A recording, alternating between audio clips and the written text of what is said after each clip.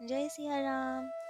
तो कल हमने अपनी कथा रसिक श्री सीताराम जी को सुनाया था जनाबाई जी का चरित्र। कैसे ठाकुर जी ने उनको अपनाया, उनकी साथ लीला की, उनके साथ चक्की चलाई। आज और भी लीलाओं का श्रवण करेंगे जो ठाकुर जी ने उनके साथ की। ठाकुर जी अपने भक्तों से इतना प्रेम करते हैं ना, उनकी परीक्षा लेते हैं यदि, परंतु उनका सहयोग भी पूरा करते हैं। कभी उन्हें फंसने नहीं देते, बचा भी लेते हैं। तो ऐसी ही कुछ लीलाएं आज श्रवण करेंगे जनाबाई जी के साथ जो ठाकुर जी ने की। और ये कि जनाबाई जी में कितनी नाम निष्ठा थी, कैसी भक्ता थी वो, कितनी सिद्धा थी वे। तो सबसे पहली लीला, कुछ समय पूर्व हमने अभी नामदेव जी के चरित्र में सुनाया कि ठाकुर जी ने नामदेव जी के लिए मंदिर घुमाया। जब कबीर दास जी और नामदेव जी पीछे बैठे थे मंदिर के, और अपने भक्तों के लिए ना ठाकुर जी ने मंदिर घुमाया। तो कबीरदास जी वहाँ पंढरपुर आते थे और नामदेव जी से मिलते थे। ऐसे ही एक दिन कबीरदास जी पंढरपुर आए नामदेव जी के दर्शन करने। तब उन्होंने जनाबाई जी के विषय में भी बहुत सुन रखा था। नामदेव जी के दर्शनों के उपरांत उन्होंने जनाबाई जी के विषय में पूछा कि जनाबाई जी का है, मुझे उनके भी दर्शन करने हैं। कबीरदास जी का भाव ये था कि नामदेव जी अब अपनी स्वयं की बढ़ाई तो नहीं करते ना, कि ठाकुर जी ने ऐसा किया और मैं ऐसा हूँ। अपनी बढ़ाई तो नहीं करते नामदेव जी, परंतु कबीरदास जी के मन में बहुत इच्छा थी कि कुछ चरित्र सुने जाए नामदेव जी के बारे में, उनके विषय में कुछ सुना जाए, उनकी कथाएं सुनी जाए। अब नामदेव जी अपनी कथाएं खुद तो नहीं सुनाते, तो कौन सुनाए? उनकी शिष्या जनाबाई जी से सुना जाए। तो इस भाव से कबीरदास जी जनाबाई से भेंट करना चाहते थे, उनकी दर्शन करना चाहते थे। वे जानते थे कि वे सिद्धा हैं, इसीलिए वे चाहते थे कि एक भक्त का भी दर्शन हो जाएगा और उनके जरिए वो अपने गुरुदेव की बढ़ाई करेंगे, उनकी कथाएं सुनाएंगी। तो भगवत कथा, भागवत कथा भी सुनने को मिलेगी हमें। इसलिए कबीरदास जी ने कहा कि मुझे जनाबाई जी के दर्शन करने हैं। अब नामदेव जी ने अपने पोते मुकुंद दास को भेजा कि जनाबाई जी चंद्रभागा जी के तट पे हैं, वहां आप ले जाइए इन्हें। तो वे चले चंद्रभागा जी के तट पे, और उस पोते ने मुकुंद दास जी ने दूर से दिखा दिया कबीरदास जी को कि वे रही जनाबाई जी। अब तो नामदेव कबीरदास जी ने देखा, जहां उन्होंने इशारा किया वहां दो औरतें थी और दोनों आपस में खूब झगड़ रही थी। मुकुंद दास जी ने बता दिया कि वे वाली जनाबाई है। इन्हें पता लग गया कौन सी जनाबाई है। ये समीप तो जा रहे थे, लेकिन क्या देखते कि जनाबाई जी तो अब खूब जोर जोर से लड़ रही थी एक औरत से। हम कबीरदास जी ने सोचा कि अरे, मैंने सुना है कि ये तो सिद्धा है, भक्ता है, और इतनी जोर जोर से लड़ रही है, आखिर रीजन क्या है लड़ाई का? क्योंकि यूजुअली भक्त ऐसे होते हैं कि वे लड़ते तो है नहीं, और भी इतनी जोर जोर से। तो क्या हो गया ऐसा? वे पास गए और सुना उन्होंने, तो बस वे तो दंग रह गए लड़ाई का रीजन जान के। लड़ाई का रीजन केवल इतना था कि जनाबाई जी ने उपले बनाए थे गोबर के, और एक जो दूसरी लेडी थी उन्होंने भी उपले बनाए थे, और जनाबाई जी का मानना था कि उस औरत ने इनके उपले चुराए हैं, इसलिए वे लड़ रही थी। जनाबाई जी उस औरत को कह रही थी कि ये उपले मेरे हैं, आपने मेरे उपले चुराए हैं, और वो औरत कहती नहीं, ये तो मेरे गाड़े हुए उपले हैं, मैंने आपके उपले नहीं चुराए। इसी बात पे बहुत देर से लड़ाई हो रही थी। जनाबाई जी मान नहीं रही थी कि मैं अपने उपले लिए बिना नहीं जाऊंगी, और वे औरत भी नहीं मान रही थी कि उपले मेरे हैं, मैं तो दूंगी नहीं। और ये सुन के तो कबीरदास जी बहुत हैरान हुए कि मैंने सुना ये तो बहुत नामनिष्ठ भक्ता है, सिद्ध भक्ता है, और ये उपलों को लेके लड़ रही है। उपले इतनी बड़ी चीज तो नहीं, इतनी कीमती चीज तो नहीं जिसके लिए लड़ा जाए। तो कबीरदास जी पास गए, प्रणाम किया और बोला कि आप जनाबाई जी हैं? उन्होंने कहा हाँ, क्या काम है आपको? तो गुस्से में थे उस वक्त तो। कबीरदास जी ने बहुत विनम्रता से कहा कि मैं कबीरदास हूँ। अब तो जनाबाई जी थोड़ा शांत हुई, प्रणाम किया उन्हें। तो कबीरदास जी ने उन्हें समझाया कि उपले इतनी कोई बड़ी बहुमूल्य वस्तु नहीं है जिनके लिए आप अपना समय बर्बाद कर रही हैं, अपना नाम छोड़ रही हैं। आपको तो नाम सिमरन में ध्यान लगाना चाहिए, क्यों इन उपलों के पीछे लड़ रहे हो आप? तो जना भाई जी ने बहुत प्रेम से बोला कि नहीं भगवान, ये उपले बहुत कीमती हैं और इन्होंने मेरे उपले चुरा लिए, मुझे मेरे उपले वापस चाहिए। कबीर साहब जी ने कहा ऐसा क्या है इन उपलों में और तुम कैसे कह सकते हो कि तुम्हारे उपले हैं? उपले तो सारे एक जैसे ही दिख रहे हैं, अलग तो है नहीं। तुम कैसे पहचानोगे कि ये तुम्हारे उपले हैं? तब जनाबाई जी ने कहा कि भगवान आप देखिए, जो मेरे बनाए हुए उपले होंगे गोबर के, उसमें श्री विट्ठल जय जय विट्ठल जय विट्ठल जय जय विट्ठल की ध्वनि आ रही होगी। अब ऐसे विट्ठल नाम वाले उपले मैं कैसे किसी को दे दूं? वो तो बहुत कीमती है, उनका दुरुपयोग नहीं होना चाहिए, वो तो संत सेवा में ही जाने चाहिए। मैंने जो उपले बनाए हैं वे संत सेवा में जाएंगे, विट्ठल नाम वाले उपले हैं मेरे, तो मैं कैसे किसी को अपने ये वाले बनाए हुए उपले दे दूं? तो कबीरदास जी ने कहा कि ये कैसा पॉसिबल है? तो जनाबाई ने कहा कि ऐसा ही है, आप चाहे तो खुद परीक्षा लीजिए, आप उपले देखिए, कान से लगा के सुनिए। कबीरदास जी ने एक उपला उठाया, उसमें कोई आवाज नहीं आ रही थी। कहा इसमें तो कोई आवाज नहीं आ रही। तो जनाबाई जी ने कहा ये इस औरत का उपला, इसे छोड़ दीजिए आप, दूसरा उठा के सुनिए। दूसरा उठा के सुना तो बस कबीरदास जी तो हैरान परेशान कि ये क्या चमत्कार है। तब उन्हें पता लगा कि जनाबाई जी कितनी सिद्धा हैं, कितनी नामनिष्ठ है। जनाबाई जी के तो बनाए हुए उपलों में से भी जय जय विट्ठल की ध्वनि हो रही थी। अब तो उन्होंने कहा कि इसमें से तो सच में आवाज आ रही है, कीर्तन हो रहा है। जनाबाई जी ने कहा देखिए यही मेरे उपले हैं। तो अब तो बस कबीरदास जी वे उपले देखते रहते, सुनते रहते और बस वो भी प्रेम विभोर कि क्या सिद्धा है ये। और अब जनाबाई जी ने अपने फिर सारे उपले सुने और अपने पास रखे। ऐसे ही ठाकुर जी की एक और लीला इनके साथ हुई, जिससे तो ये इनकी सिद्धाई, इनकी भक्ति सर्वत्र फैल गई। सबको पता लगा कि ये कितनी बड़ी भक्ता है। अब ठाकुर जी से तो इनकी फ्रेंडशिप हो गई थी। अब ठाकुर जी तो इनके साथ चक्की चलाते थे, खूब बातें करते थे, इनके लिए प्रत्यक्ष थे। तो अब ठाकुर जी ने सोचा कि और लीलाएं की जाए इनके साथ।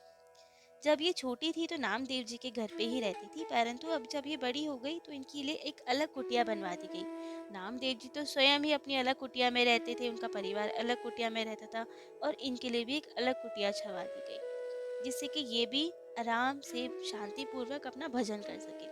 सेवा ये माही करती थी, परंतु भजन के समय अपनी कुटिया आ जाती थी। रात्रि के समय विश्राम आदि के लिए, भजन आदि के लिए अपनी कुटिया में आती थी। अब तो ठाकुर जी इनके घर आने लगे। वे कहते कि जना भाई मुझे तो आप ही के हाथ का भोजन पसंद आता है, तो रात्रि भोजन तो मैं आप ही के पास करूँगा। जना बाई जी ने कहा ठाकुर जी, वहाँ पे आपको इतने बढ़िया भोग लगते हैं, मैं तो बहुत गरीब हूँ, क्यों आप सूखी रोटी खाने आते हो?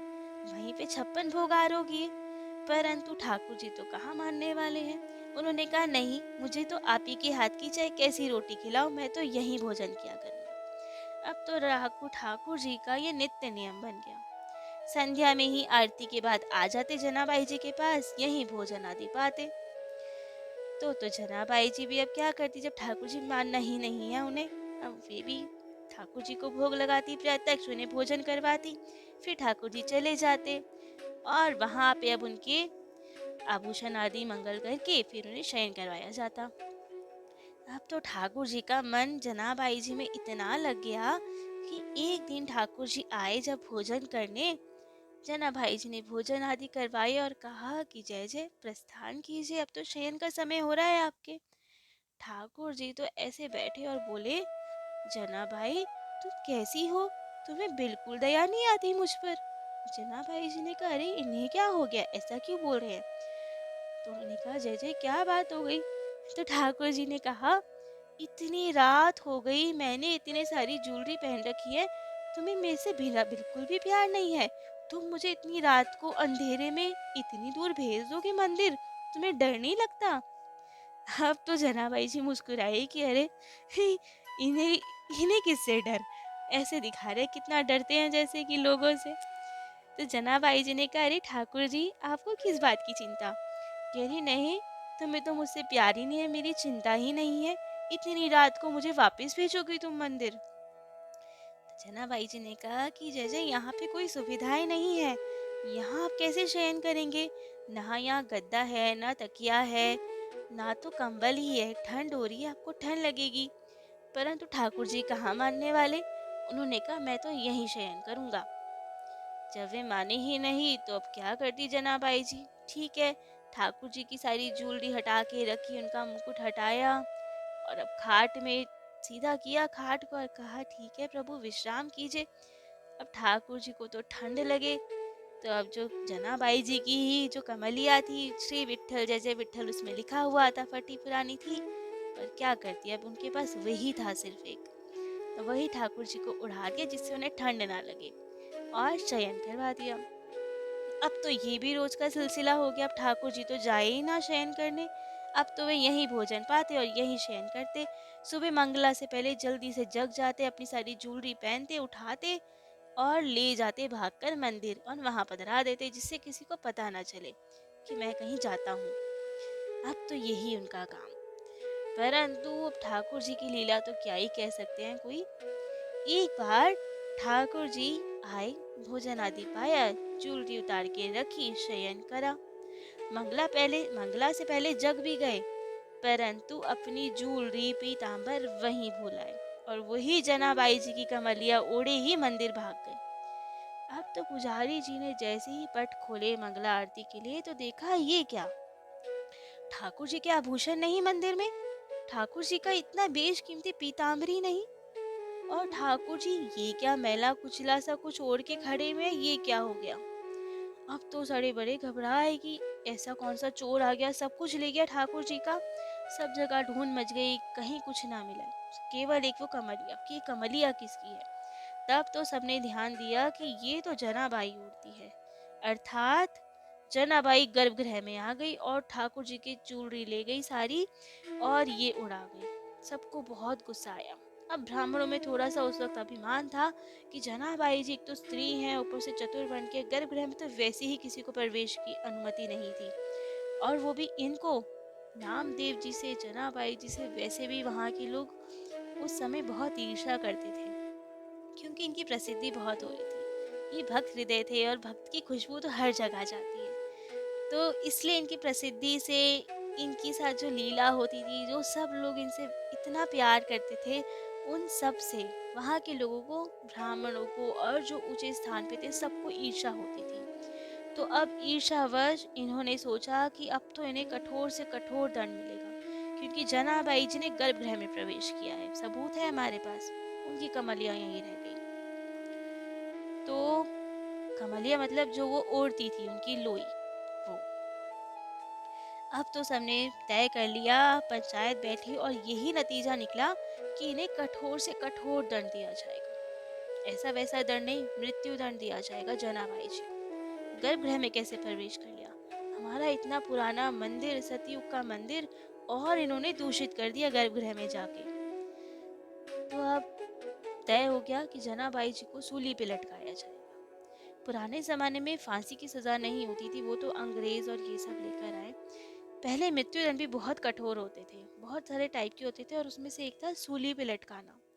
सूली पे लटकाना अर्थात एक बहुत नुकीला सा, लंबा सा खंभे जैसा कुछ बनाया जाता था, बहुत ही नुकीला, और उसके ऊपर जो अपराधी होता था उसको बिठाया जाता था, और वो सूली धीरे धीरे उसको भेदते हुए उसके अंदर जाती थी, और 2-3 दिन में उसके प्राण निकलते थे जब वो सर को चीर के बाहर ना आ जाती थी। तो ऐसे धीरे धीरे उसके अंदर घुसती रहती थी सूली, तो बहुत ही कठोर दंड होता था। तो यही तय हुआ कि जनाबाई जी को तो सूली पे लटकाया जाएगा। अब नामदेव जी को जब ये बात पता चली तो क्या करते वे, उन्होंने सोचा, वे जानते थे कि सब उनसे द्वेष करते हैं, ईर्ष्या करते हैं, और यदि वे कुछ बोलेंगे तो फिर और मुसीबत हो जानी है। उधर जनाबाई जी को सब लोगों ने अंतिम चेतावनी दी कि अभी भी तुम्हें अपनी सफाई में कुछ कहना है तो कह लो, कि तुम गर्भगृह में क्यों आई, कैसे आई, सब कुछ क्या है, ज्वेलरी कहाँ है। जनाबाई जी ने केवल इतना कहा कि मैं नहीं जानती कि ये सब कैसे हुआ, मैं गर्भगृह में नहीं आई, लेकिन मुझे नहीं पता मेरी ये कमरिया वहाँ कैसे पहुँच गई। अब जनाबाई जी तो चाहती तो बोल सकती थी कि ठाकुर जी आते हैं, परंतु ठाकुर जी ने तो मना कर रखा था कि ये रहस्य किसी को मत बताना। मैं तो चुपचाप आता हूँ और मंगला से पहले भाग जाता हूँ, जिससे किसी को पता ना चले। तो उसी का निर्वाह करने के लिए जनाबाई जी ने कुछ भी नहीं बताया, कुछ नहीं कहा कि ठाकुर जी लीला करते हैं। उन्होंने कहा कि मैं नहीं जानती कैसा हुआ है, और बाकी आपको जो दंड देना है शिरोधार्य। जनाबाई जी जानती थी कि वे तो विट्ठल विट्ठल स्मरण करेंगी और उन्हें कुछ नहीं आभास होना, कुछ दर्द नहीं होना। ठाकुर जी है, संभालने की मुझे क्या चिंता। और यही भाव नामदेव जी के भी थे। नामदेव जी को सब कहते थे कि आपकी शिष्या है और आपसे द्वेष है, इसलिए भी जनाबाई से सब द्वेष करते हैं। तो आप जाके कुछ कहिए, बचाइए उन्हें। आपके इतने शिष्य विरोध करेंगे तो कुछ तो हो सकेगा। परंतु नामदेव जी ने कहा नहीं, जिसकी है वो ही बचाएंगे इन्हें। ये श्री विट्ठल की है और विट्ठल अपने भक्तों को कभी नहीं छोड़ते, तो वे ही बचाएंगे जनाबाई को, इन्हें कुछ नहीं होगा। अब जनाबाई जी भी निश्चिंत और नामदेव जी भी निश्चिंत कि ठाकुर जी हैं तो वे ही बचाएं। अब तो दिन नजदीक आया जिस दिन उन्हें सूली पे चढ़ाना था। जनाबाई जी से सबने कहा कि अंतिम बार अपने ठाकुर को याद कर लो और प्रार्थना कर लो। जनाबाई जी ने केवल एक प्रार्थना की, हे विठल, केवल इतना ध्यान रखिएगा कि मेरे गुरु के नाम पे कलंक ना लगे। क्योंकि सबने नामदेव जी को कलंकित करना स्टार्ट कर दिया था कि ये भी ऐसे, इनके शिष्य भी ऐसे, ना किसी को आचार विचार का भान, और कुछ भी करते रहते हैं, किसी की बात नहीं मानते। तो जनाबाई जी को केवल ये था कि मेरे गुरु के नाम पे कलंक ना लगे, और मुझे कुछ नहीं चाहिए विठल, जैसे आप रखे वैसे ही मैं प्रसन्न हूँ। अब तो इतनी प्रार्थना सुनते ही जो सूली थी वे साक्षात विट्ठल रूप में आ गए, वे विट्ठल बन गए। सबने ठाकुर जी के दर्शन किए, उनसे क्षमा मांगी। उन्हें आभास हुआ कि क्या हुआ ये। ठाकुर जी ने बोला कि मैं ही था जो जनाबाई जी के घर जाता था। पंडितों को बोला कि मैं तुम्हारा भोग कभी स्वीकार नहीं करता था, मैं तो जनाबाई जी के घर जाकर भोग आरोगता था और वहीं शयन करता था। तब तो सबको समझ में आया कि जनाबाई जी क्या है और श्री विट्ठल से उनका प्रेम क्या है। कि हमने कभी प्रेम नहीं किया, तभी तो ठाकुर जी अपने यहाँ का भोग नहीं स्वीकार करते थे, वहाँ जाते थे। ठाकुर जी ने सबको समझाया, सबने जनाबाई जी से भी क्षमा मांगी, ठाकुर जी से भी क्षमा मांगी, और ठाकुर जी फिर अंतर ध्यान हो गए। ठाकुर जी के चरण चिन्ह आज भी वहाँ हैं। वे स्थान आज भी हैं जहाँ ठाकुर जी प्रकट हुए थे, और वे कोठरी भी है जहाँ जनाबाई जी रहती थी, जहाँ चक्की चलाती थी, और जहाँ ठाकुर जी उनसे मिलने आते थे। वे सब स्थान हैं। और अब जहाँ ठाकुर जी के चरण होते हैं, जैसे पुराणों में है, जहाँ जहाँ ठाकुर जी के चरण होते हैं, जैसे गया जी में है और आदि जगहों पे है, तो वहाँ पिंडदान की महिमा है। ऐसे ही जहाँ पे ठाकुर जी ने सूली की जगह प्रकट हुए, उसे बोलते हैं विष्णुपाद पद्म, और उस जगह पे भी अब पिंडदान होता है।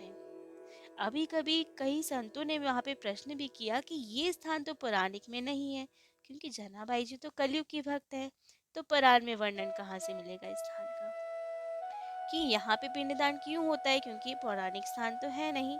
परंतु वहाँ की मान्यता ये है कि पुराणों में ये लिखा है, जहाँ जहाँ ठाकुर जी के चरण होंगे, चरण चिन्ह होंगे, वहाँ पे पिंडदान होगा, वहाँ पितरों को मुक्ति मिलेगी।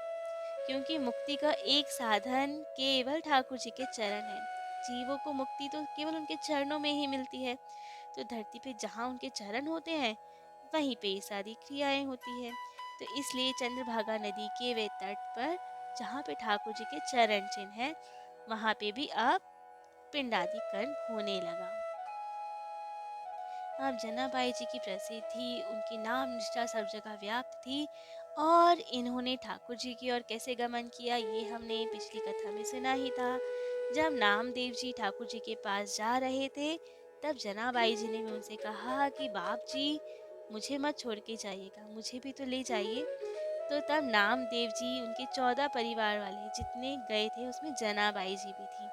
पहली सीढ़ी पे नामदेव जी थे, तो अंतिम सीढ़ी पे जनाबाई जी थी, और इन सब ने साथ में ठाकुर जी की ओर प्रस्थान किया। वो 14 पायरी अभी भी वहाँ पे है, जिन्हें अब स्वर्ण मंडित कर दिया गया है, और लोग उन्हें भक्ति भाव से पूजन करके फिर ठाकुर जी के दर्शन के लिए जाते हैं। तो ये थी आज की कथा जनाबाई जी की। एक सिद्ध संत जिसने सेवा करके ठाकुर जी की प्राप्ति कर ली। तो आज के लिए इतना ही। जय जय श्री सीताराम।